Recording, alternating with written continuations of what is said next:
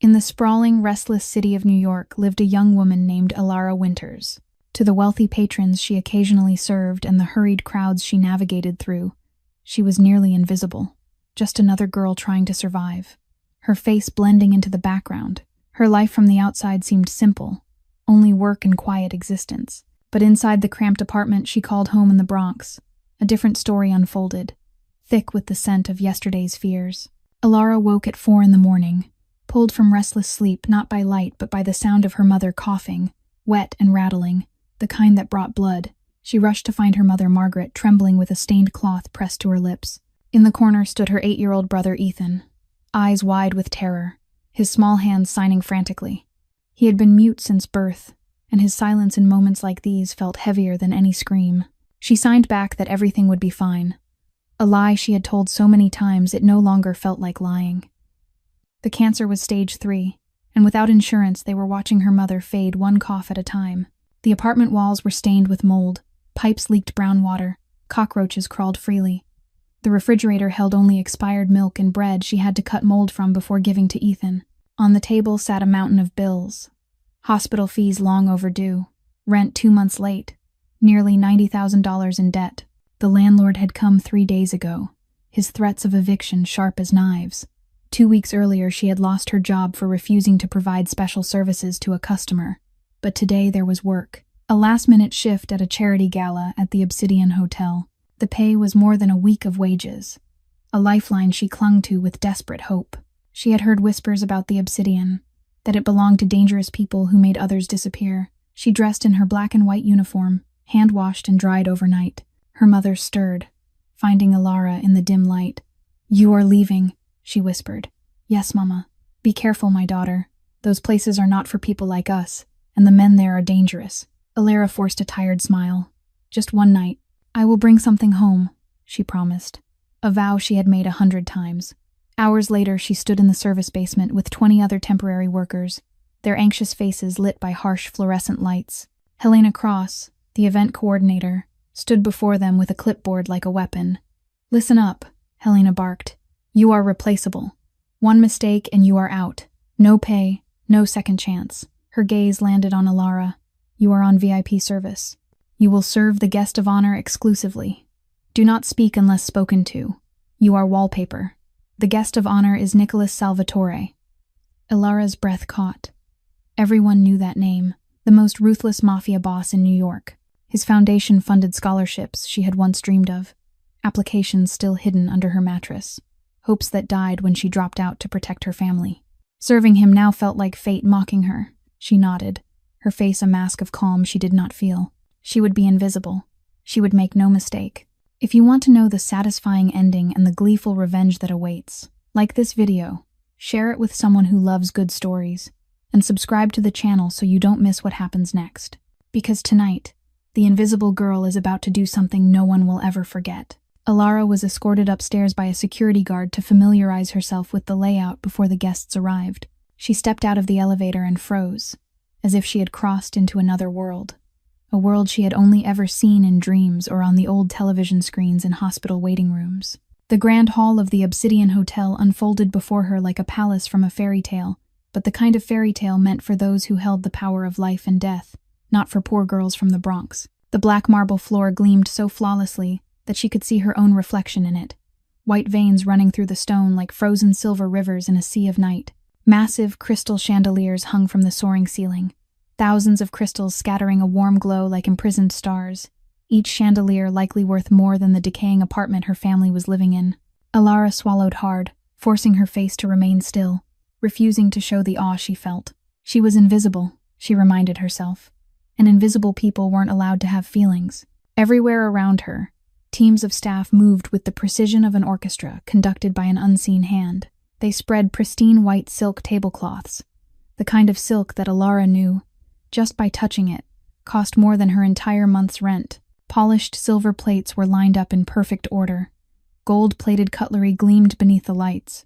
Crystal glasses so delicate they seemed as if they could shatter with a single breath. She passed the bar area and saw bottles of liquor lined up on the shelves. Names she couldn't pronounce because they were in French or Italian, but she knew each bottle was worth 3 months of her mother's medication. 3 months, 3 months her mother could live longer, hope longer, watch Ethan grow just a little more.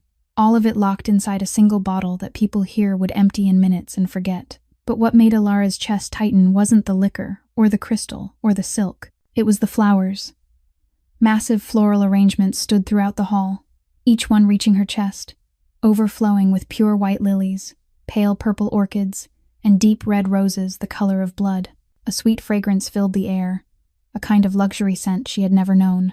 She stopped in front of one arrangement, staring at the flawless petals without a single crease, and her mind began calculating on its own. One rose here, just one, was probably worth a week of pain medication for her mother. This entire arrangement could pay for a full round of chemotherapy, and there were dozens like it scattered across the hall. Hundreds of flowers that would wilt after tonight and be thrown away like trash, while her mother was wasting away on a damp bed because there was no money for medicine. A surge of anger rose in Alara's chest, hot and bitter. She wanted to scream, to ask why the world was this unfair, why some people could throw money at decorative flowers while others had to choose between buying bread or buying medicine. But she swallowed the rage like bitter honey, because she knew anger wouldn't help. Anger wouldn't pay the debts. Anger wouldn't cure cancer. Anger would only cost her her job, and losing her job meant losing the last fragile lifeline she had. She kept moving, slipping between the other staff like a shadow. She watched the way they folded napkins into swans, the way they placed each glass exactly a hand's width apart, the way they inspected every fork for the smallest flaw, perfection taken to an obsessive extreme. She wondered if the people who would sit at these tables ever noticed that perfection, or if to them it was simply expected, like the sun rising each morning. Maybe that was the greatest difference between the rich and the poor, she thought. The poor were grateful for every scrap of bread, while the rich didn't even look at a feast. She stopped at the VIP table, the place she would serve tonight. It stood on a platform higher than the rest of the hall, like a throne gazing down upon its subjects.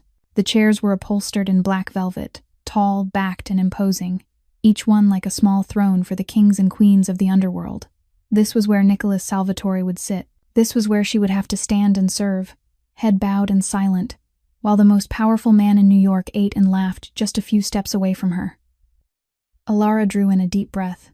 She had stepped into paradise, but this was the devil's paradise, and she was nothing more than a tiny ant trying not to be crushed beneath expensive shoes. Alara was checking the placement of the glasses on the VIP table when a voice sliced through the air like a blade, sharp, cold, and dripping with contempt. She turned her head and saw a woman enter the grand hall. No, not enter, but appear as if the entire room had been created solely as a backdrop for her. Victoria Ashford wore a blazing red gown the color of blood, diamonds cascading over her neck and wrists, each stone glittering beneath the chandeliers like tiny imprisoned stars against her ivory skin. Her golden blonde hair was styled into flawless waves that spilled over her shoulders, her face perfectly made up without a single flaw. Her red lips curved into a smile that Alara instantly recognized as fake. She was beautiful, breathtakingly so, but it was the cold beauty of a statue, perfect and lifeless. Trailing behind Victoria was a photographer clutching a professional camera and 2 makeup artists hovering like obedient puppies. Victoria stopped in the center of the hall, swept her gaze around, then frowned, irritation clearly etched on her face, as if she had just caught an unpleasant smell. "This lighting won't do," she declared, her voice echoing through the room. "It makes my skin look washed out." "Fix it." A technician hurried over to adjust the lights, while Victoria stood there with her arms crossed, fingers tapping impatiently against her arm. She looked toward the stage where the speech would take place and strode forward with long, commanding steps. "I'll stand here when I introduce Nicholas," Victoria told the photographer. "3/4 angle, remember, not straight on. Straight on makes my nose look bigger. And when I hug him, shoot from the left. The left is my best side." She tested a few poses, tilting her head left then right, checking the shadows on her face as if this were a magazine photo shoot and not a charity gala. Alara stood motionless in a corner, watching in silence. She noticed that Victoria didn't glance once at the banners about underprivileged children hanging on the walls, didn't spare a second for the scholarship flyers laid out on the tables. To her, tonight wasn't a charity event. Tonight was the night of Victoria Ashford, and everything else was merely a prop. A young waitress accidentally passed by at the exact moment Victoria was posing, blocking the camera's view. Victoria spun around, her blue eyes icy and sharp. "Are you blind?" she hissed, her voice venomous. Or is your brain as empty as the tray you're carrying?" The waitress trembled and bowed her head in apology, but Victoria wasn't finished. She stepped closer and, without a word of warning, slapped the girl hard across the face. The sound cracked through the hall, freezing everyone in place. "Watch where you're going next time," Victoria said coolly, then turned away as if she had just brushed dust from her dress. No one dared to speak. The waitress stood there, one hand clutching her reddening cheek, tears threatening to spill but not daring to fall. Alara felt her blood boil. She wanted to step forward, wanted to say something, but her feet felt nailed to the floor.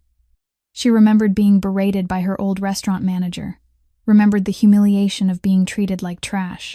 She understood the look in that waitress's eyes, the look of someone who knew she had no right to fight back, no right to be angry, only the right to bow her head and endure because she needed the money.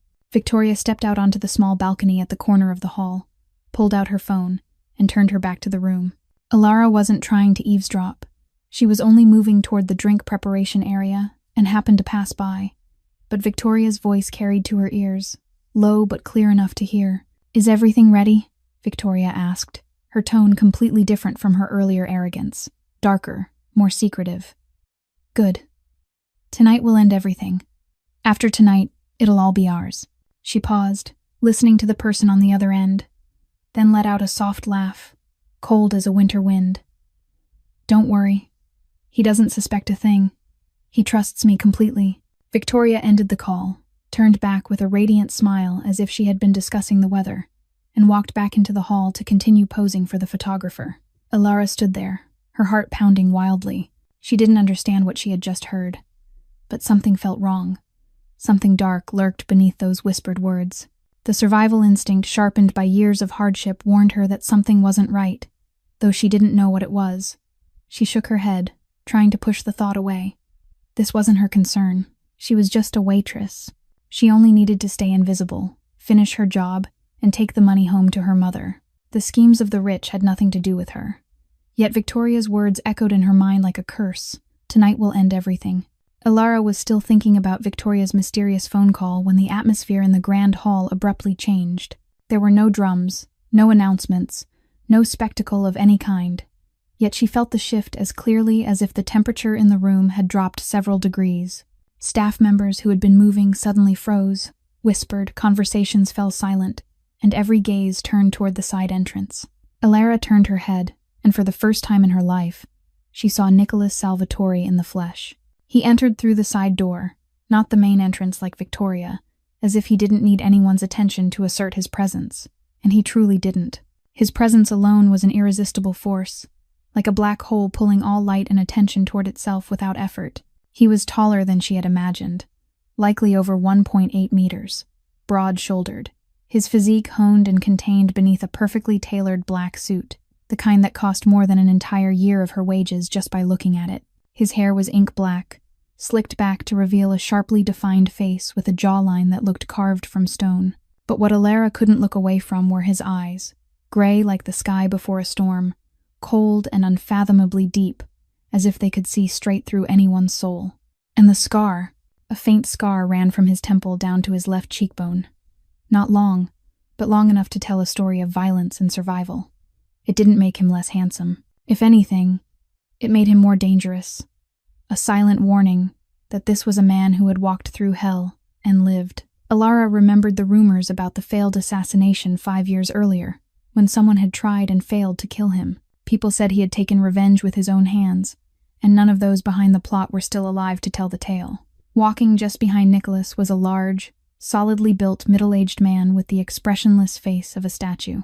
Tony Russo, Alara guessed, the boss's driver and most trusted bodyguard. She had heard whispers about Tony, that he had once been a mercenary before Nicholas's father saved his life, and that he had been loyal unto death ever since. The two men moved as one, Tony always positioned to shield Nicholas from any threat, his eyes sweeping the room like radar searching for danger. Victoria spotted Nicholas and transformed instantly. The disdain she had shown the staff vanished, replaced by a radiant smile and sparkling eyes as if she had just seen the love of her life. She hurried over, her heels clicking against the marble, and looped her arm through Nicholas's with perfectly rehearsed affection. "Darling, I missed you so much," she murmured loudly enough for those nearby to hear. But Alara noticed something no one else seemed to, because no one dared to look closely. Nicholas didn't return the embrace. His arm hung loosely at his side. His body didn't lean toward Victoria by even a millimeter, and those gray eyes looked elsewhere, as if his mind was very far away. It was the cold distance of two strangers, not of an engaged couple. At that moment, a young waitress carrying a tray of crystal glasses passed by, likely overwhelmed by the boss's arrival, tripped over a chair leg and pitched forward.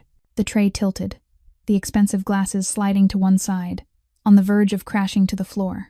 Alara saw everything slow down, imagined the sound of shattering glass, Helena's furious shouting, and the poor waitress being thrown out with nothing to her name. But it didn't happen. Nicholas, with lightning-fast reflexes, stepped forward and caught the waitress by the arm, steadying her while his other hand gripped the edge of the tray to keep it from tipping further. The glasses trembled but didn't fall. "Careful," he said, his voice low and calm, as if he had just picked up a fallen leaf, rather than saved someone from disaster. "The floor is slippery." The waitress stood there shaking, her face pale, lips moving without sound. Nicholas didn't wait for thanks. He simply gave a small nod and moved on, as if what he had done wasn't worth mentioning. Alara stood there, witnessing it all, a strange confusion rising inside her. She had prepared herself to serve a devil, a cold-blooded killer everyone feared. But that devil had just saved a waitress from being fired without asking for a word of gratitude. She glanced at Victoria, still clinging to Nicholas's arm with her fake smile, and remembered how she had slapped a staff member simply for crossing the camera's view. They were about to be married, yet they were worlds apart. One struck a worker for being in the way. One steadied a worker to keep her from falling. Alara didn't know what kind of man Nicholas Salvatore truly was. He might be a killer. He might be the monster people whispered about. But in that moment, he was infinitely kinder than his beautiful fiancée, and that only deepened her confusion about the man she would be serving all night long. Alara tried to push the image of Nicholas steadying the waitress out of her mind and refocus on her work. She moved back toward the VIP table for one final check before the guests arrived, making sure everything was perfect, just as Helena demanded. The glasses had to gleam, the napkins had to be folded precisely, the cutlery had to be aligned. She bent down to adjust a glass that was slightly out of place, so absorbed in that small detail that she didn't notice someone walking toward her.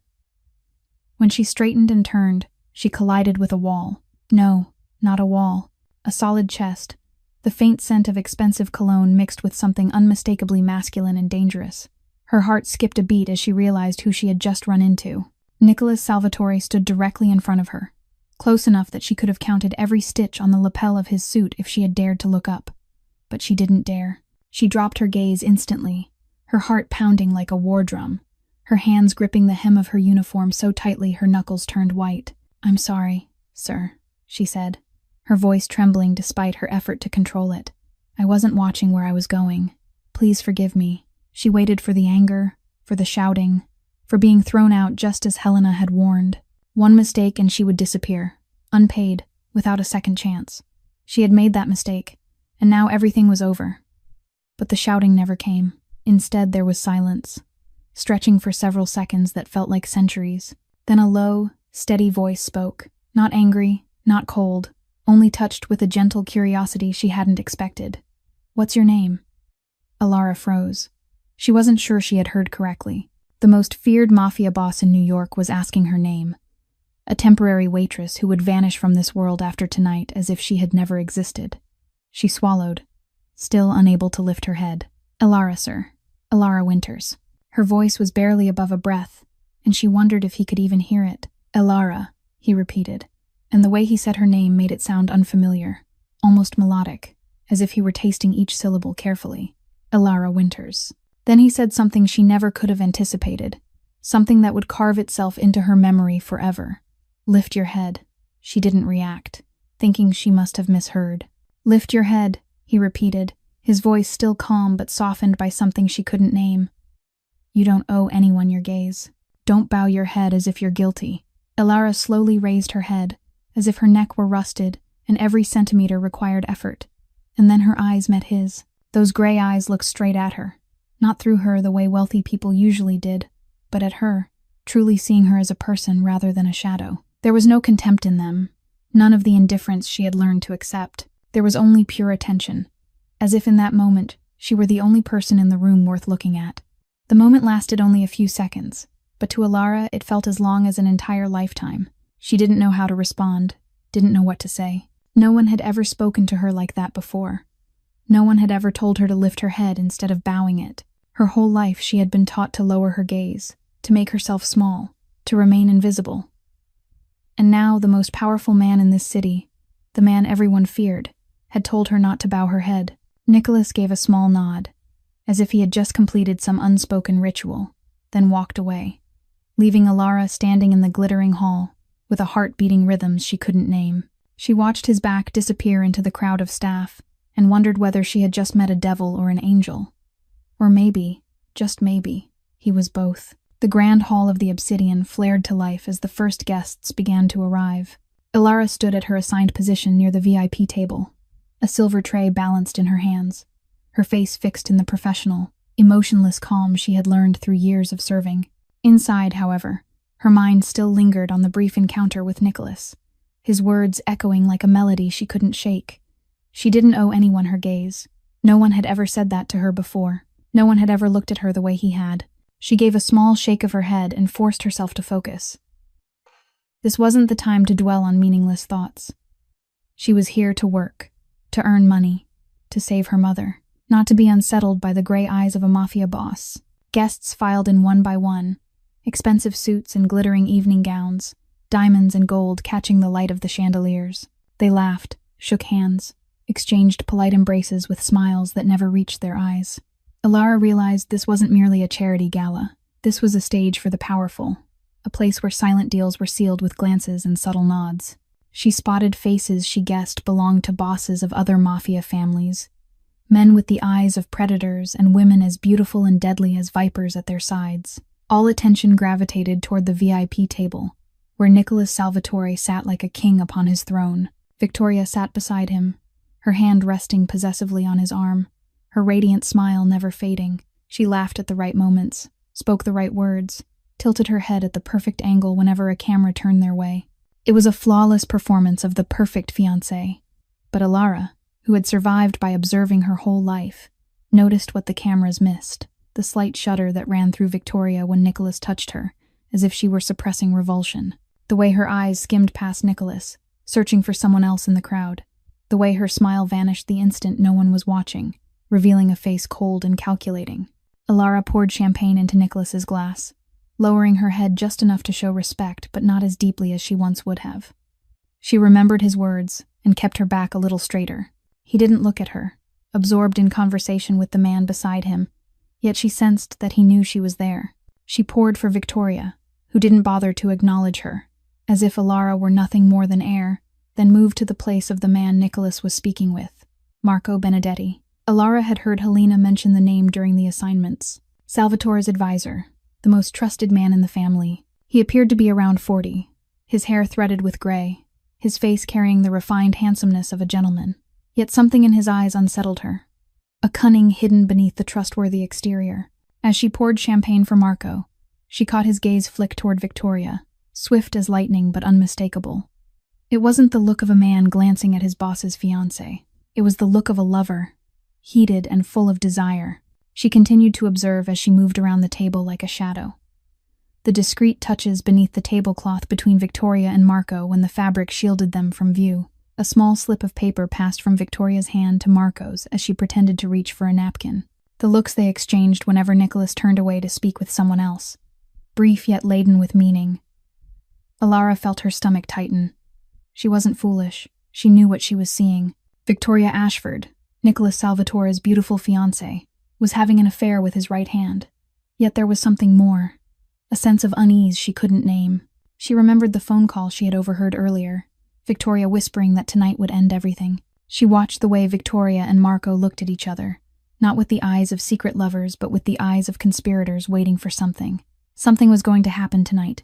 She felt it in the air, in the tension Victoria tried to mask behind her smile, in the way Marco kept checking his watch as if counting down to a critical moment. Alara told herself it wasn't her concern. She was just a waitress.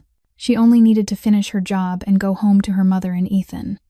The schemes of the powerful had nothing to do with her, but a small part of her, the part that had seen Nicholas steady the stumbling waitress, the part that had heard him say she didn't need to bow her head, felt a strange worry she couldn't explain. She shook it away. Nicholas Salvatore was a mafia boss. He had an entire army protecting him. He didn't need the concern of a poor girl from the Bronx. And she shouldn't care about his fate. She shouldn't care at all. Ilara's champagne tray was more than half empty, and she needed to return to the preparation area to fetch more. She dipped her head slightly to excuse herself from the VIP section and slipped through the crowd of guests with the practiced ease of someone used to moving unseen.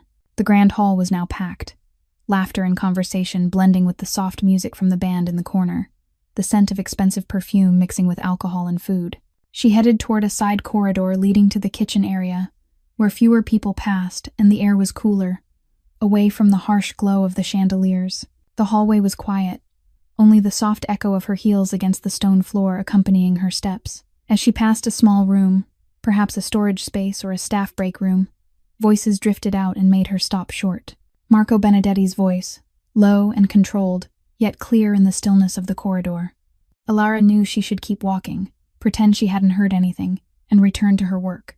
But there was something in that voice, a tension, a secrecy, that seemed to nail her feet to the floor. "Is everything ready?" Marco asked, clearly speaking on the phone with someone. "The glass has been marked. Right. We need to be certain there are no mistakes. Just one glass, the one meant for him." Ilara held her breath, her heart pounding violently in her chest. She knew she shouldn't listen, shouldn't be here, but she couldn't move.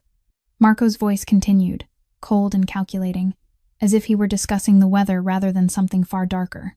"Ricin," Marco said, his voice lower, but Ilara could still hear because she stood close to the wall, her ear angled toward the slightly open door, colorless, odorless. After the speech, when he raises the glass for a toast, it'll be over. Sudden heart failure, a tragedy among the elite.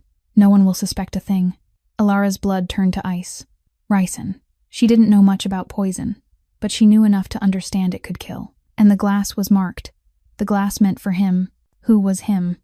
She knew the answer before she had time to think. There was only one man here referred to with that pronoun, spoken with such fear and reverence. Nicholas Salvatore. "Victoria knows the plan, right?" Marco asked, and Ilara felt her stomach twist violently. Victoria, the beautiful fiancée sitting beside Nicholas, her hand resting on his arm with practiced affection. She knew. She was part of this. "Good," Marco said. "After he's dead, everything will belong to her, and she'll belong to me.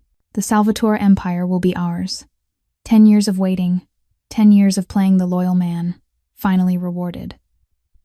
Ilara heard footsteps inside the room, as if Marco were pacing back and forth. She had to get away. If he discovered she had heard this, she would die. She knew it with the same certainty that she knew the sun would rise the next morning. These people were planning to kill the most powerful mafia boss in New York.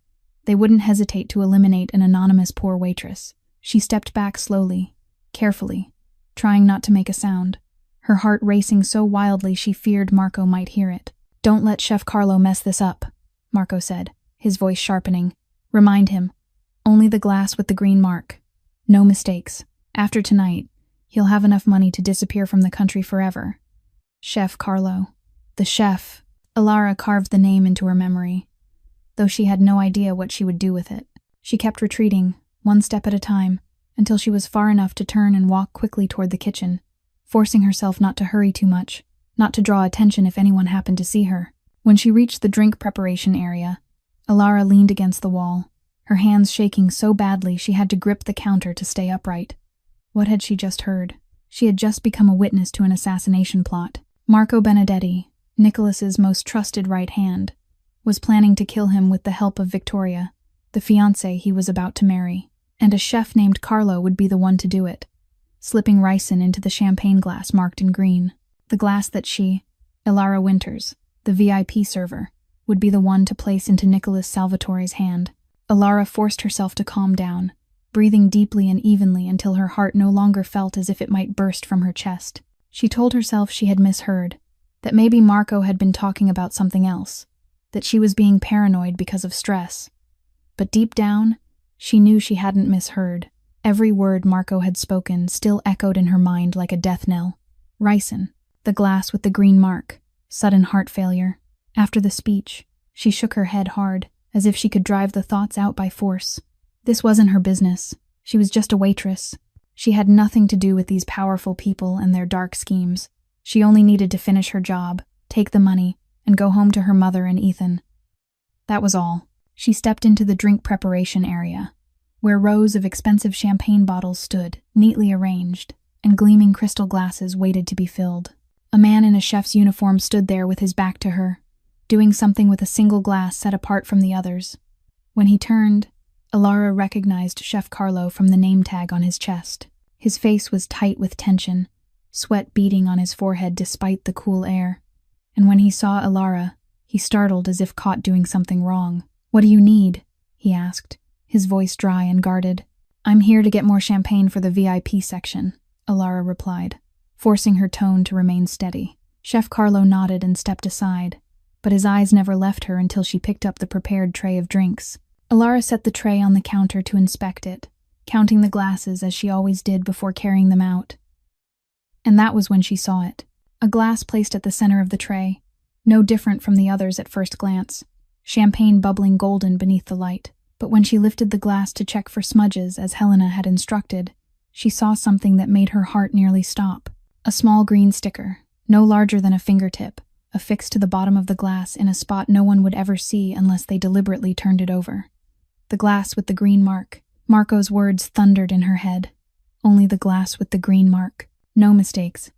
Alara set the glass down, her hands shaking so badly she almost spilled it. This was the glass with the ricin, the glass that would kill Nicholas Salvatore, and she was the one who would carry it to him. She would be the unknowing instrument of murder if she hadn't overheard that phone call. She stood there, staring at the glass as if it were a venomous snake ready to strike at any moment. Her mind spun with 1,000 chaotic thoughts. What should she do? Who could she tell? Who would believe her? A poor, anonymous waitress, accusing the powerful advisor of a mafia boss. They would laugh in her face, or worse, they would kill her to silence her. Marco had an entire network of power within this family. He had played the loyal man for 10 years. Who would believe the words of a girl they had never met over the right hand who had served them for a decade? But what if she stayed silent? What if she pretended she knew nothing and carried that glass to the VIP table as instructed? Nicholas would raise it, would drink, and would die. A man would die by her hands, even if she hadn't meant it. She would live the rest of her life with that secret, knowing she could have stopped a murder and chose silence out of fear. Could she bear that? Could she look into her mother's eyes, into Ethan's eyes, and pretend nothing had happened? Alara thought of Nicholas. He was Mafia, a boss of the underworld, someone who might have killed, who might have done terrible things she couldn't imagine. But he was also the man who had caught a stumbling waitress without expecting thanks. He was the man who had looked into her eyes and told her she didn't need to bow her head. He was the only person in that room full of power who had treated her like a human being. Did he deserve to die? Who had the right to decide that? Marco Benedetti, the traitor who had lain in wait for 10 years. Victoria Ashford, the fake woman willing to kill her future husband to seize his empire. She looked down at her hands that had worked relentlessly her entire life to support her family. Hands that had held her mother through nights of pain. Hands that had taught Ethan sign language when the boy was alone in his silent world. These hands would become the hands of a killer if she delivered that glass to Nicholas. Even if she hadn't poisoned it, even if she hadn't known, she would still be the final link in this murder plot, and she couldn't accept that. But if she acted, she would lose everything. Tonight's pay, her job, perhaps even her life. Her mother would have no money for medicine. Ethan would have no one to care for him. She was standing at a crossroads, one path leading to her family's safety, the other to her own conscience. And she didn't know which path she would choose. The music stopped and the lights in the grand hall softened, leaving only the spotlight trained on the stage. It was time for the speech. Alara stood at her position near the VIP table, the champagne tray steady in her hands, the glass with the green sticker resting at the center like a ticking bomb. She still hadn't decided what she would do, her mind a storm of fear, doubt, and something that felt like anger at the injustice she had been pushed into. Nicholas stepped onto the stage amid polite applause, his stride confident and commanding, as if the world itself had been built for him to walk across.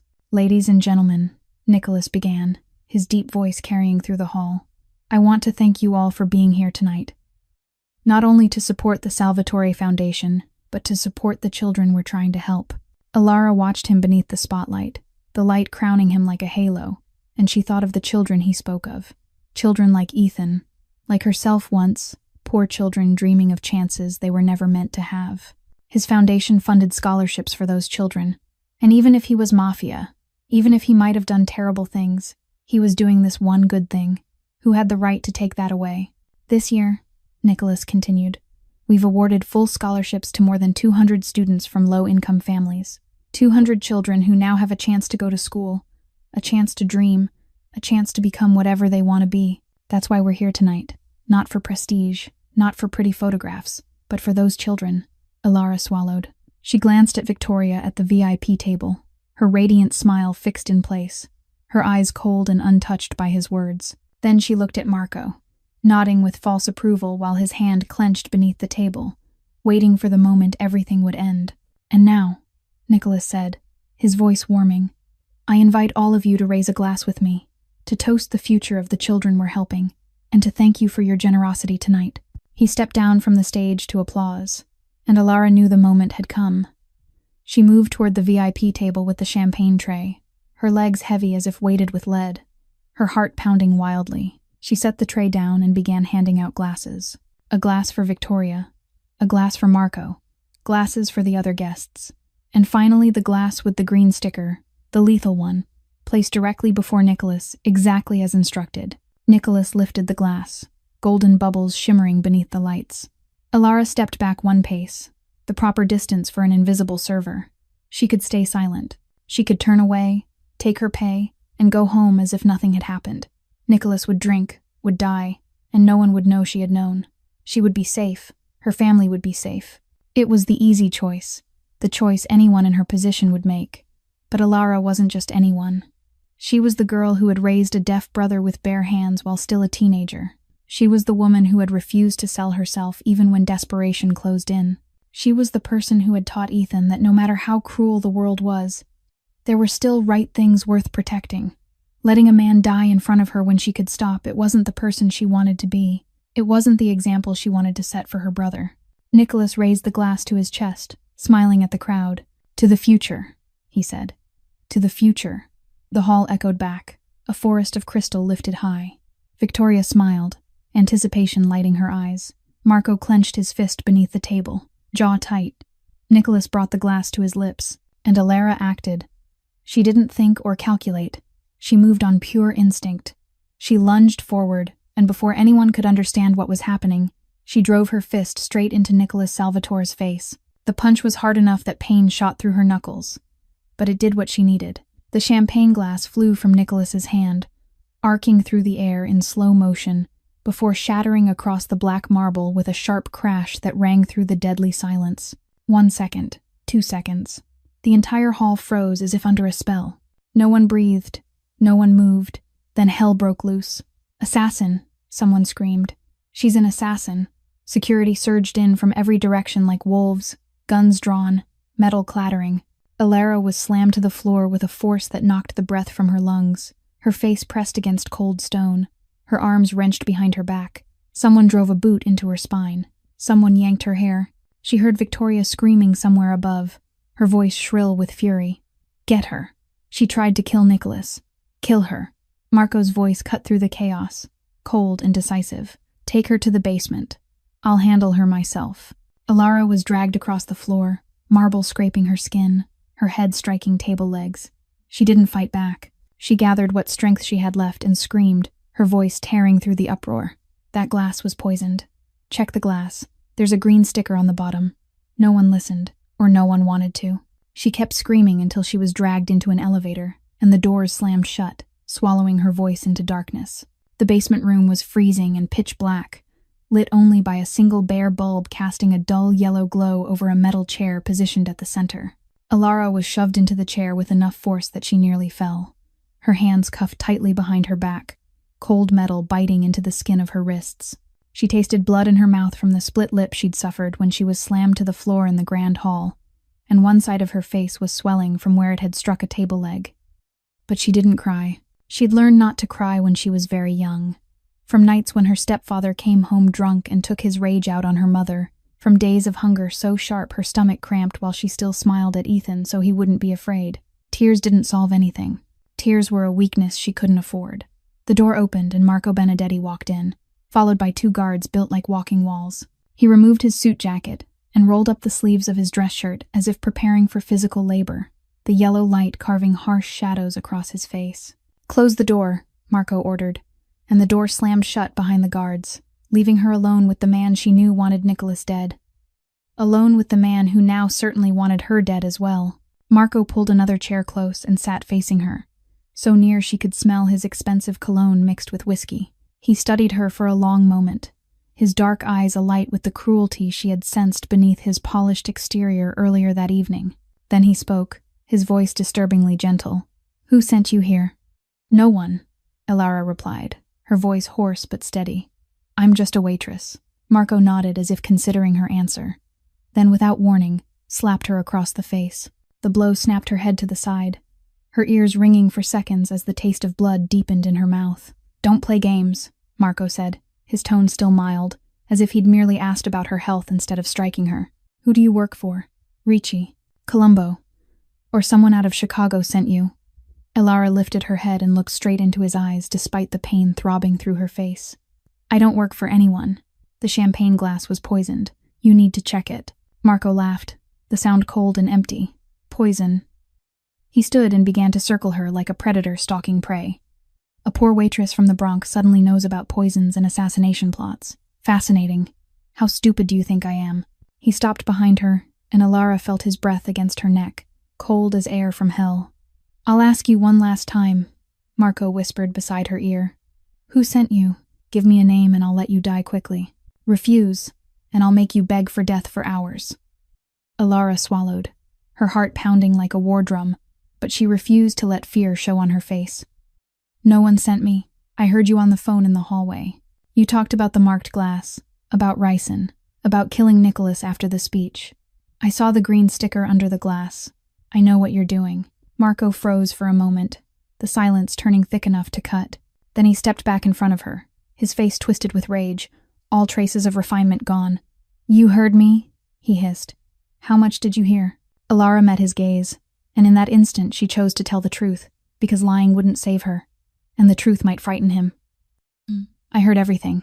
Ricin, Chef Carlo, Victoria, the Salvatore Empire going to you after Nicholas dies, 10 years of pretending to be loyal. I heard it all."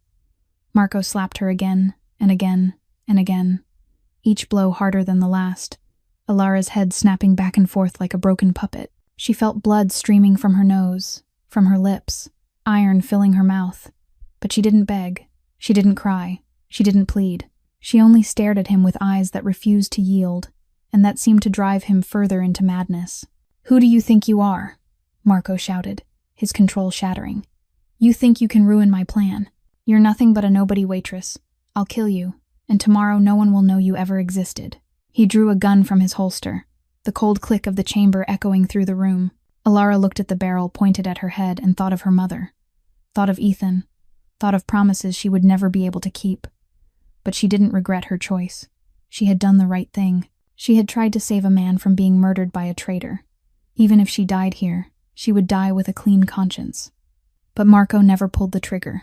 The door burst open with a thunderous crash, and standing in the doorway, gray eyes cold as a blizzard, and his face utterly unreadable, was Nicholas Salvatore. Nicholas stood in the doorway like a statue carved from stone and shadow, gray eyes sweeping the room in a single second and taking in everything. Elara with her bruised face and blood at her lip, Marco with a gun in his hand, and the look of a man caught in the act. The air was so thick it felt like it could be cut with a knife. Tony Russo stood just behind Nicholas, his hand resting near the gun at his side, ready to move if needed. Marco lowered the weapon at once, his expression shifting swiftly from rage to a carefully masked concern. "Boss," he said, his voice slipping back into professional calm, as if nothing had happened. "I'm interrogating the attacker. She won't say who sent her." Nicholas didn't answer right away. He stepped into the room, each footfall heavy against the cold concrete, and stopped between Marco and Elara like a wall made of flesh and will. "Leave," he said, his voice low and even, but carrying a weight that allowed no argument. Marco blinked, surprise, flashing briefly across his face before disappearing. "Boss, she's dangerous. Let me handle it." "Leave," Nicholas repeated, this time turning to look directly into Marco's eyes, and Alara saw Marco shudder despite his effort to hide it. "I'll handle this myself." Marco hesitated for a heartbeat, his gaze sliding toward Alara with a silent threat. Then he bowed his head. "Yes, boss." He walked out, his shoulders rigid, and the door clicked shut behind him. Nicholas motioned for Tony to stand at the corner of the room, then pulled the chair Marco had used and placed it in front of Alara. He sat down, resting his hands on his knees, and studied her in silence for a long moment. Alara met his gaze, her face throbbing, the taste of blood still in her mouth, but she didn't lower her head. She remembered what he had told her earlier and kept her back straight even though everything inside her was screaming with pain and exhaustion. He looked at her as if trying to read a book written in a language he had never seen, gray eyes deep and unreadable. "You punched me," Nicholas finally said. Not a question, but a statement. "In front of 300 people. You punched the most powerful Mafia boss in New York, in front of 300 people." Alara nodded. There was nothing to deny. "Why?" he asked, his voice still calm but edged with genuine curiosity. "Because you were about to die," Alara answered, her throat dry and her voice hoarse but every word clear. "That champagne glass was poisoned. There was a green sticker on the bottom to mark it. I heard someone talking about the marked glass and the plan to poison you after the speech." Nicholas didn't react, his face still carved from stone, but Alara caught something flicker in his eyes. Interest perhaps, suspicion perhaps, or both. "Where did you hear this?" he asked. "In the hallway," Alara said. "When I went to get more champagne. Someone was on the phone in a small room. I heard them talk about ricin, about the glass with the green mark, about you dying from sudden heart failure so no one would suspect anything." "Who said it?" Alara hesitated. She remembered Marco's voice, remembered his words, but she also knew Marco was Nicholas's right hand, the most trusted man in this family. If she accused him and Nicholas didn't believe her, she would die. But if she said nothing and Nicholas didn't know who the real enemy was, he would remain in danger. "I didn't see a face," she finally said, choosing to hold back part of the truth. "I only heard a man's voice, but I saw the green sticker. I saw it myself when I checked the glass before bringing it out. It was under the base, no bigger than a fingertip, green. You can check. The broken glass is still on the floor in the hall." Nicholas watched her a moment longer, gray eyes digging as if searching her soul for lies. Alara didn't look away, because she had nothing to hide, because she was telling the truth, and because if he intended to kill her, she had already done everything she could. "Why?" Nicholas asked softly, almost a whisper. "You don't know me. I could be a monster. I could have killed people. Why risk everything for someone like me?" Alara was silent for a moment, considering the question. "Because no matter who you are," she finally said, "no one deserves to die by betrayal. And because," she hesitated, searching for the right words, "you were the first person who looked me in the eye and told me I didn't need to bow my head." Something shifted in Nicholas's gaze, just for an instant, like a hairline crack forming in eternal ice. Then he stood, pulled out his phone, and turned away from her. "Tony," he said, "have someone collect the fragments of the champagne glass from the hall. Every piece, especially anything with a green sticker on the bottom. Send them for testing immediately. I want results within 2 hours." Tony nodded and left to carry out the order. Nicholas turned back to Alara, and this time there was something different in his eyes, not entirely cold anymore. "If you're lying," he said slowly, "I'll bury you myself. But if you're telling the truth," he paused as if weighing the words, "if you're telling the truth, I'll owe you my life." Then he walked out, leaving Alara alone in the freezing basement with a fragile hope that the truth would save her, and the fear that it might not be enough. 2 hours passed like 2 centuries. Alara sat in the freezing basement, her hands still cuffed behind her back, her body aching from Marco's blows, yet her mind was strangely clear. She thought of her mother lying in a hospital bed waiting for her to come home, thought of Ethan who was probably awake and watching the door with worried eyes, thought of everything she would lose if Nicholas didn't believe her. But she also thought of what she had done, of choosing what was right instead of what was safe. And no matter the outcome, she didn't regret it. The door opened, and Nicholas walked in with Tony, his face still as unreadable as stone. But in his hand was a file she guessed held the answer to her fate. Nicholas sat down on the chair in front of her, opened the file, and read in silence. Alara watched him, trying to read the result from his expression, but his face was an impenetrable wall. Then he looked up, gray eyes fixed on her, and spoke in an even, low voice. "Ricin. The champagne glass contained ricin, a dose strong enough to kill a healthy adult within 24 hours. The symptoms would mimic sudden heart failure. No one would suspect anything. You told the truth.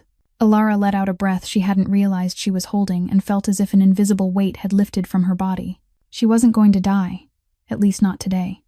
But Nicholas wasn't finished. He turned to the next page of the file, and his voice grew colder, sharper, like a blade being honed. We checked the security cameras. Every corner of the hotel has cameras, including the drink preparation area. Alara felt her heart quicken as he continued. The footage shows Chef Carlo setting aside a single champagne glass with a green sticker on the bottom, separated from the others. And 30 minutes earlier, the hallway cameras recorded a man entering a storage room and making a phone call. He paused and looked at her with eyes she couldn't read. You said you didn't see his face, but the cameras did. It was Marco Benedetti. Alara wasn't surprised, but hearing Nicholas confirm what she already knew still sent a chill through her. Marco, Nicholas's right hand, the most trusted man in the family, was the one trying to kill him. She saw Nicholas grip the file so hard the papers crumpled, and for the first time she saw a crack in his controlled exterior. There's more, he said, his voice sounding like it came from hell. We reviewed all the footage from tonight. Marco and Victoria met in private 3 times in blind spots they believed were not covered. They kissed. They exchanged documents. They're accomplices. Victoria, the beautiful fiancée with the false smile and ice-cold eyes. Alara wasn't surprised. She had seen the looks they shared during the gala, the secret touches beneath the table. But what Nicholas said next truly stunned her. Tony dug deeper, he said, his voice lowering like the growl of an approaching storm. Bank accounts, encrypted messages, hidden transactions. Marco has been transferring money to Victoria for 5 years. They've been planning this for a long time, waiting for the right moment. Then Nicholas stopped, and Alara saw something in his eyes she had never seen before. Pain. A deep, ancient pain, like a wound that had never healed. But that's not the worst of it, he said, his voice tightening. Tony found proof that Marco was the one who leaked my father's location to the Ricci family 10 years ago. My father was assassinated in an ambush, and for 10 years I hunted the traitor. For 10 years I wondered who sold my father out. And for those 10 years, Marco stood beside me, comforted me, pretended loyalty, while he was the one who killed my father. Alara looked at Nicholas, and for the first time, saw him not as a terrifying mafia boss, but as a man facing the most brutal betrayal imaginable. The man he trusted most, the man his father trusted most, was the one who murdered his father, and was now trying to murder him. For 10 years he held me while I cried at my father's funeral, Nicholas said, his voice distant. For 10 years he swore loyalty to me in blood. For 10 years he looked me in the eye and called me the son he never had. And it was all a lie. Nicholas stood abruptly and turned his back to Alara, his shoulders rigid, his fists clenched at his sides. He stood there in silence for a long time, and when he turned back, his face had returned to its familiar cold mask, but his gray eyes were no longer frozen. They burned with a fire Alara knew would consume everyone who had betrayed him. Tony, Nicholas said, his voice cold as steel. Unlock her cuffs. Get her medical care and a clean room. She's my guest from now on. Then he walked toward the door, paused at the threshold, and added without turning around. As for Marco and Victoria, lock them up. I'll handle them myself. And find Chef Carlo before he attempts to flee the city. He will not escape the price of this treachery. Marco Benedetti was held in another room in the basement, his hands tightly bound to a chair, 4 guards standing around him with guns ready. When Nicholas entered, Marco lifted his head, his face still trying to maintain the calm of an innocent man wrongly accused. But Alara saw the fear flickering deep in his eyes when she followed Nicholas into the room. Nicholas had asked her to come along without explaining why, and she didn't ask. Perhaps he wanted her to witness justice being carried out, or perhaps he wanted her to confirm what she had heard. Whatever the reason, she stood in the corner, silent, watching like a shadow. Nicholas said nothing. He simply pulled a chair forward, set it in front of Marco, and sat down, gray eyes fixed on the man who had betrayed him for 10 years. The silence stretched until it became suffocating, heavy as stone pressing on the chest. Marco was the first to break it, his voice still clinging to a mask of innocence. Nicholas, there's been a misunderstanding. I don't know anything about poisoning. That girl is lying to save herself. You know me. I've served this family my whole life. I served your father the same way I served you. Nicholas didn't respond. He reached into his jacket, took out a photograph, and placed it on the table in front of Marco. Alara couldn't see the image clearly, but she saw Marco's face drain of color when he looked at it. "My father," Nicholas finally said, his voice low and slow like water dripping in a cavern. "My father trusted you more than anyone. You were the only one who knew his location that night. You were the only one who could have sold that information to the Ricci family.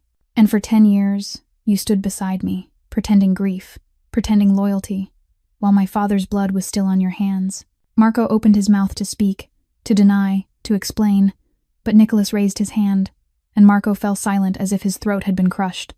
"I don't need to hear you," Nicholas said, his voice cold as ice. "I have proof. Bank transfers, encrypted messages, statements from the men you paid to pass information to Ricci. I know everything. And do you know what hurts the most?" He paused, leaning forward, gray eyes burning like twin pits of fire. "It isn't that you tried to kill me tonight. It's that for 10 years, every year on my father's birthday, you went to his grave with me and laid flowers. Every year you looked me in the eye and said you'd never stop hunting the man who killed my father, and we both know you were staring into a mirror." Marco began to tremble, the last mask of composure finally shattering, revealing a coward facing death. "Nicholas," he stammered, "please listen to me. I didn't have a choice. Your father wouldn't understand. There were things I had to do to survive." "Survive." Nicholas repeated the word as if it were something foul. "You killed my father to survive. You pushed a 26-year-old into the role of boss of the largest underworld empire in New York without guidance to survive.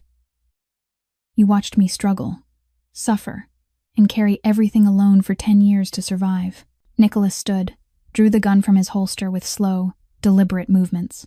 Marco screamed, begged, tears streaming down his twisted face in terror. Nicholas didn't listen. He raised the gun, aimed it straight at Marco's head, and spoke in a voice devoid of emotion. "You had 10 years to live. That's 10 years more than you deserved." A single gunshot rang out, sharp and final, and Marco Benedetti collapsed, his betrayal finally paid in blood.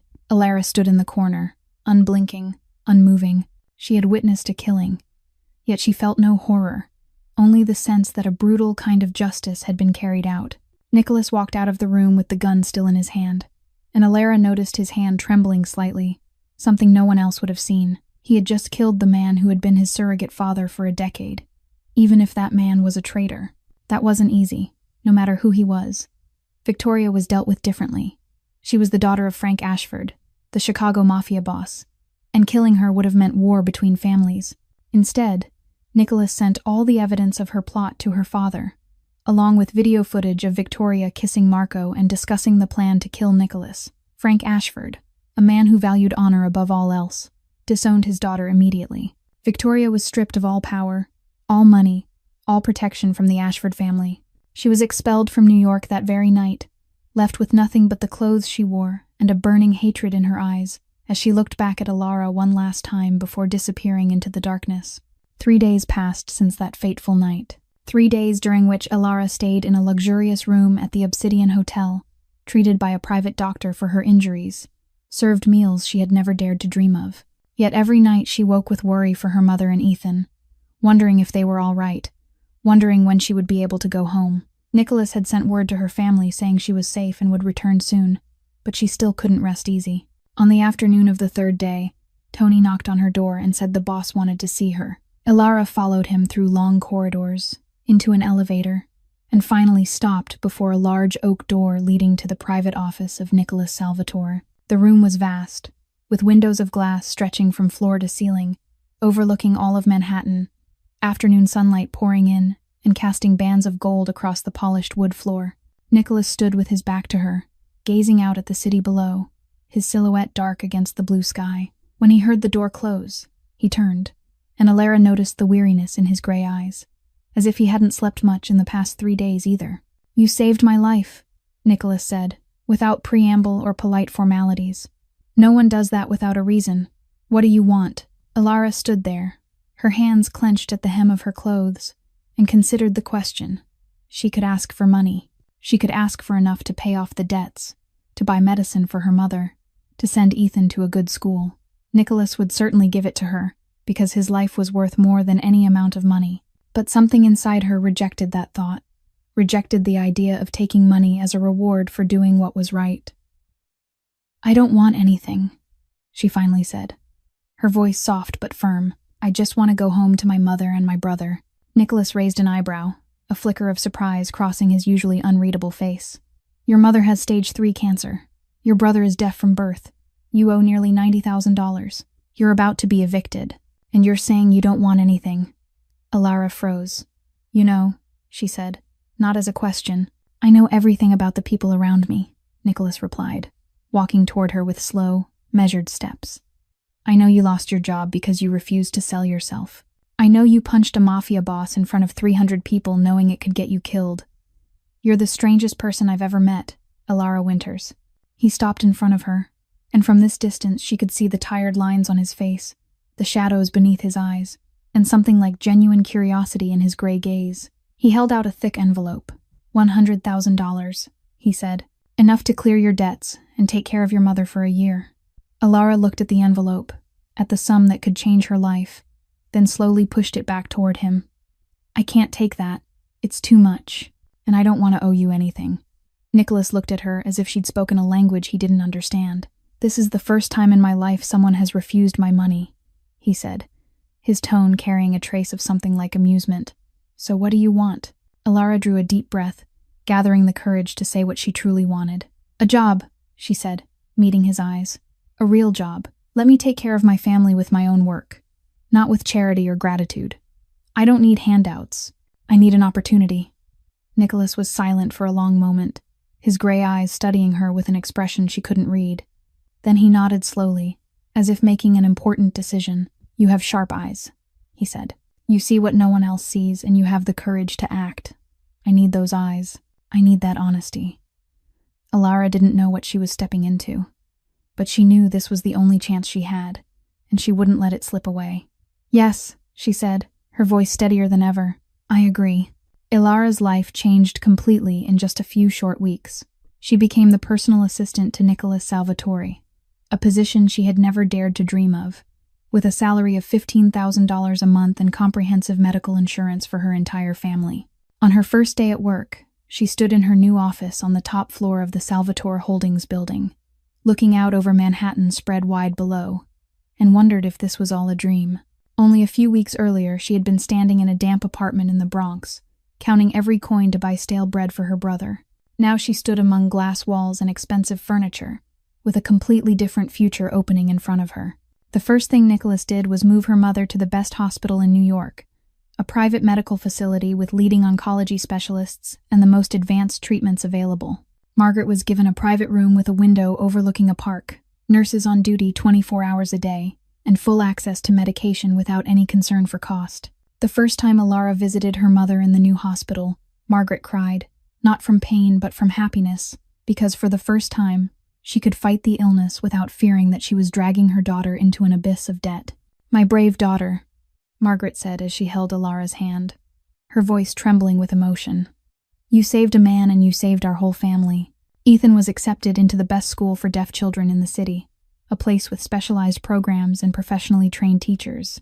The 8-year-old boy had friends like him for the first time, children who communicated in sign language, and Alara saw her brother's eyes light up in a way she had never seen before. He was no longer alone in his silent world. Their family moved into a new apartment that was clean and safe, with 2 bedrooms and a fully equipped kitchen. No mold, no crawling roaches, no rusted pipes. For the first time in her life, Alara had a room of her own, small but completely hers. Working beside Nicholas wasn't easy, but she found herself enjoying it in a strange way. She managed his schedule, arranged meetings, accompanied him to important events, and most of all, she observed, Nicholas needed her sharp eyes, her ability to notice details others overlooked, and she didn't disappoint him. In a meeting with business partners, she noticed one man constantly glancing at his phone with nervous tension, and later Nicholas discovered he was secretly communicating with a rival. At a charity event, she spotted a guest with unusual behavior, and Tony was able to stop a thief who planned to take advantage of the occasion.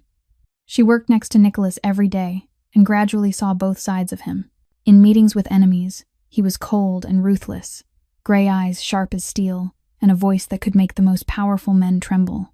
But when he visited the orphanage funded by the Salvatore Foundation, she saw him sit on the floor playing with children, a rare smile softening the hard lines of his face. He quietly donated millions of dollars to a children's hospital without anyone knowing, signed large checks for scholarships for poor students without asking for thanks. The devil everyone feared was also doing good things, even if he hid them as though they were weaknesses. She also learned about his past through fragments Tony revealed without meaning to. His mother left when he was 10, leaving him with a strict father and a vast criminal empire. His father was assassinated when he was 26, forcing him into the role of boss far too young, making him learn to be hard and ruthless to survive in a world with no room for weakness. He carried the entire empire on his shoulders for 10 years, with no one to lean on and no one to trust, until Marco's betrayal left him even more alone. Alara looked at him and no longer saw a devil. She saw a lonely man, strong but deeply scarred, and she wondered if anyone had ever truly seen him the way she now did.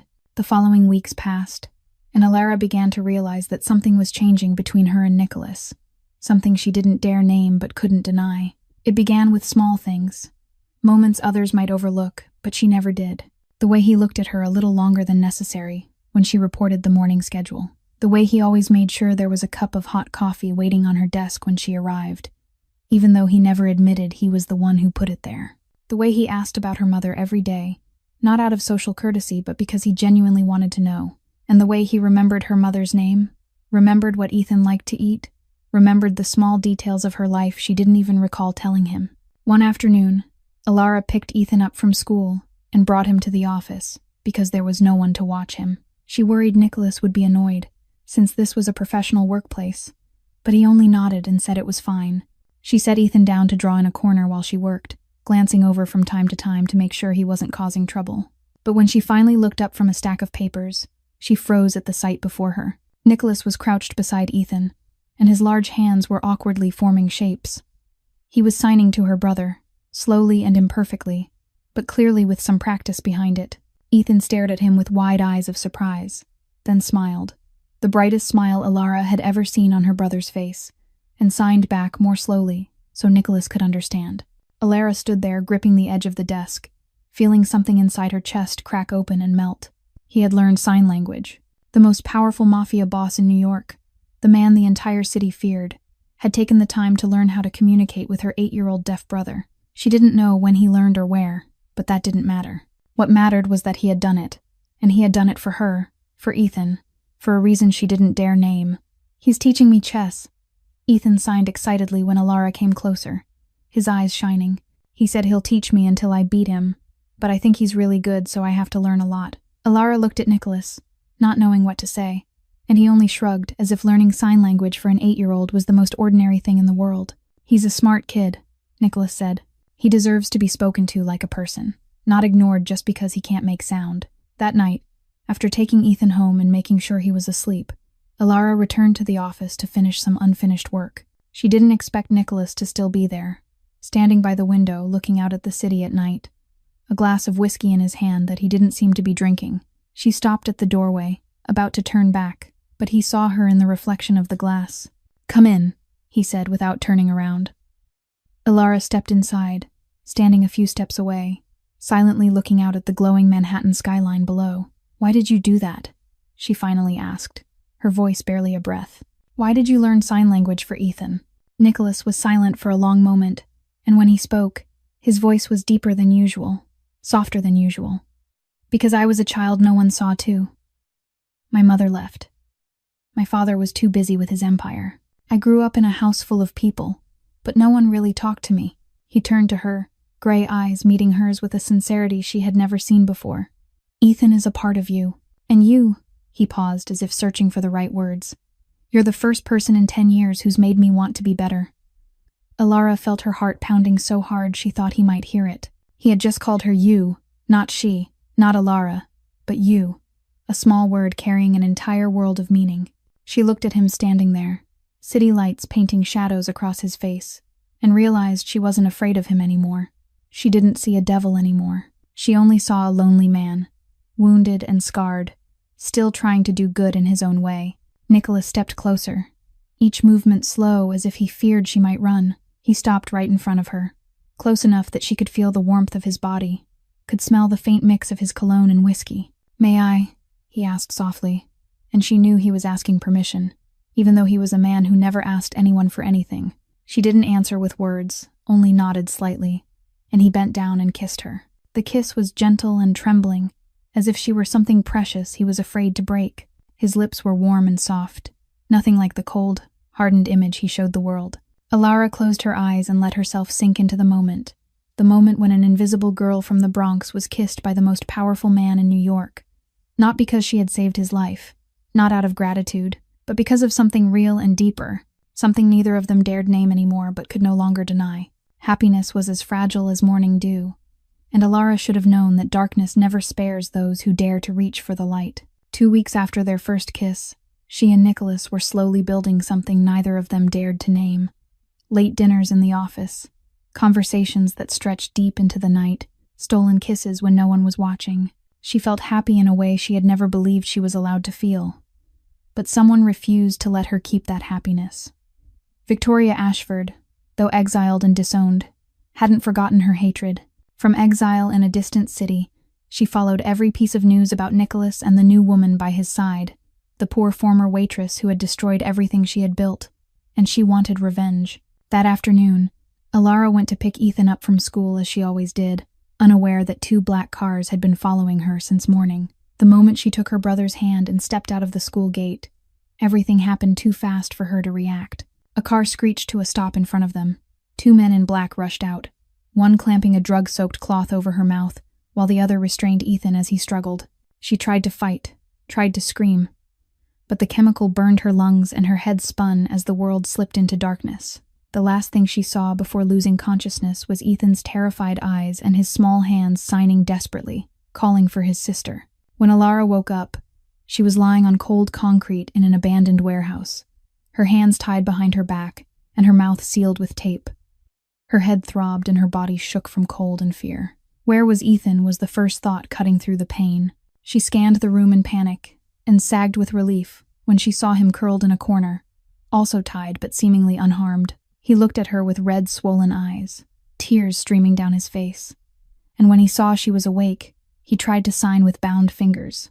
"Sister, I'm scared." The warehouse door opened and a figure stepped inside, high heels clicking against the concrete.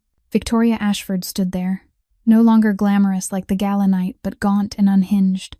Blonde hair tangled, blue eyes burning with hatred. She looked at Alara like something to be crushed underfoot. "You ruined everything for me," Victoria hissed, her voice trembling with rage. "My money, my position, my future, all for a cheap serving girl. Now I'll ruin everything Nicholas loves, starting with you." At Salvatore Holdings, Nicholas received a call from Ethan's school, saying no one had come to pick the boy up and they couldn't reach Alara. His heart clenched as he called her, and heard only ringing into nothingness. He called Tony, every contact he had, and within an hour he knew the truth. Security cameras near the school showed the abduction. 2 black cars, 4 men, Alara and Ethan taken. And a message from Victoria appeared on his phone with simple words. "Now you know how it feels to lose everything." Nicholas lost control. There was no other way to describe it. He smashed everything within reach, barked orders in a voice that sounded like it came from hell, mobilized the entire family to find Alara. Every lead, every camera, every street informant in New York was activated. He put a bounty of $1 million on any information. And when one of Victoria's men was captured and revealed the warehouse location, Nicholas didn't wait. He led the rescue himself, gun in hand, gray eyes burning with a fury nothing could extinguish. They reached the warehouse at midnight. Nicholas didn't wait for security to clear the way. He kicked the door in himself and stormed inside like a demon unleashed. 7 hired killers stood in his path, and he dropped them within minutes, shots precise and merciless, without hesitation. When he found Alara in the shadows, her face bruised from Victoria's blows, but her eyes still unbroken, something inside his chest shattered. He cut her bonds and pulled her into his arms, trembling for the first time in front of anyone. "I'm sorry," he whispered into her hair, his voice breaking. "I'm sorry I let you get hurt. I'll never let this happen again.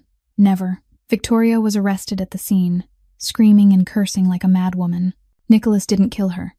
Not out of mercy, but because he had another plan. He sent her back to Frank Ashford, her father, along with evidence of child abduction and a second attempted murder. Frank Ashford, who had disowned his daughter once for betrayal, now faced the truth that she had crossed every possible line. In the Mafia world, kidnapping women and children was unforgivable, and Frank knew that if he didn't deal with his own blood, the other families would see weakness.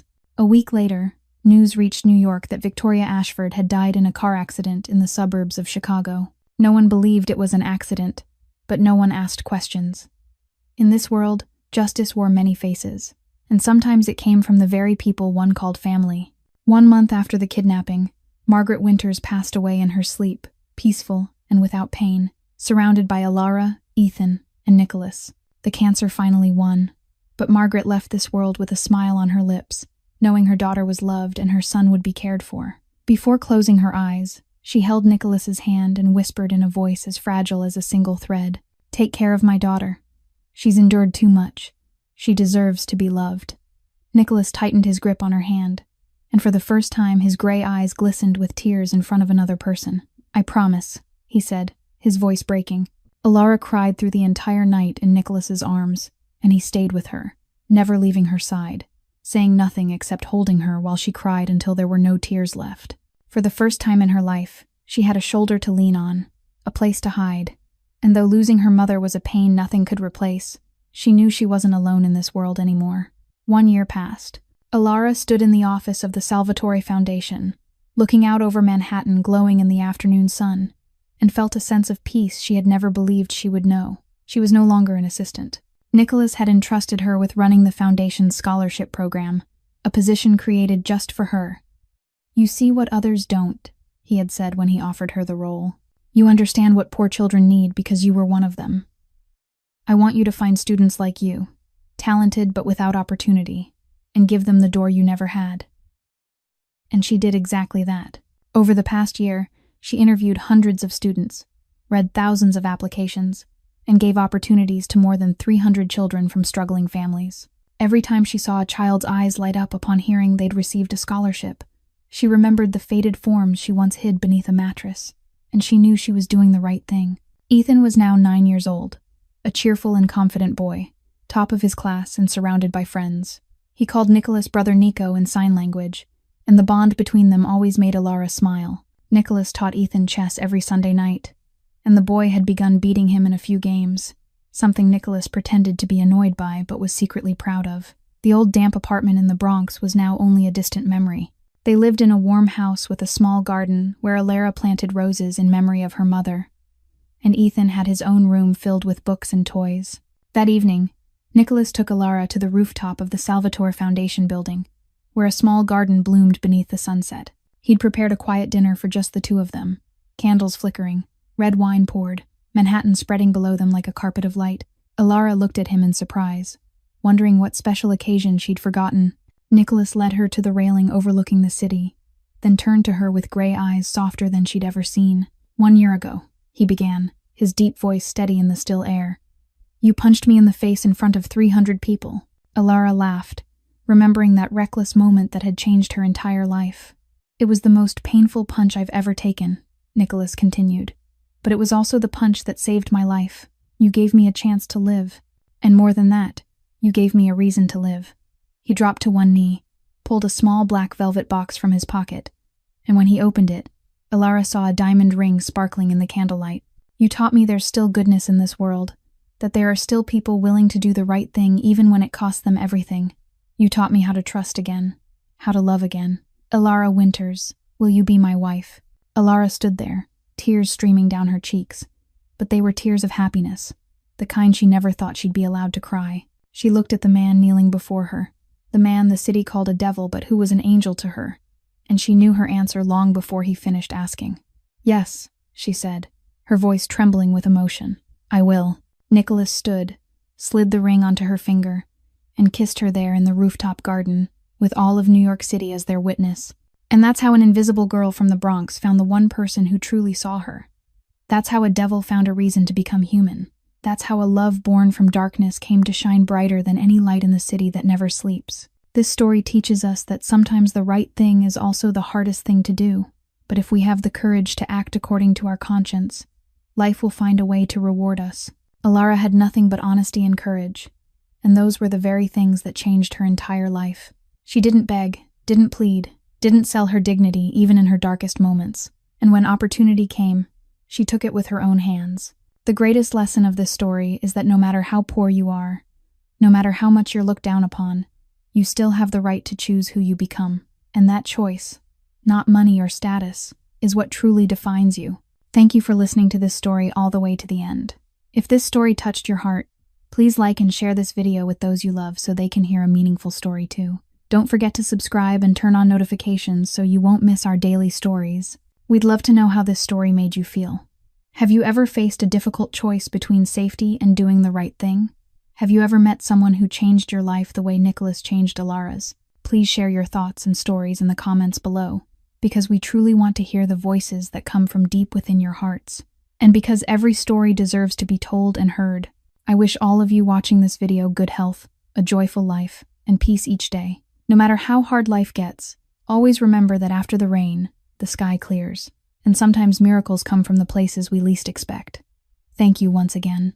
Goodbye, and I'll see you in the next video.